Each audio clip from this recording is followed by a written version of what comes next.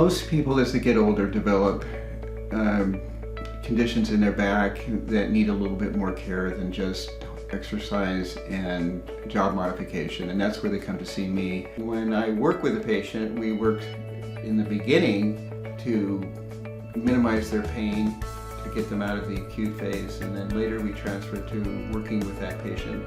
We practice using techniques that I've developed over 30 years of working with many different doctors and incorporating all of those techniques into my current care. Dr. Kyle has given me back my life.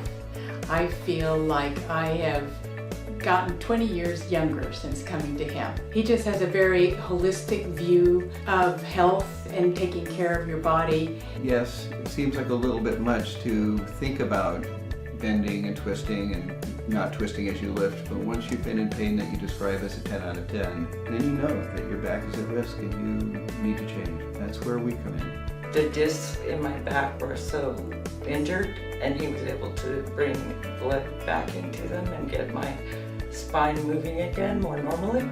He actually is effective. He's been right where medical doctors had wrong and saved me from surgeries. I trust him with my body and with my health problem. That's what makes it wonderful, is to see that patient smile as they come in without having to go through a surgery.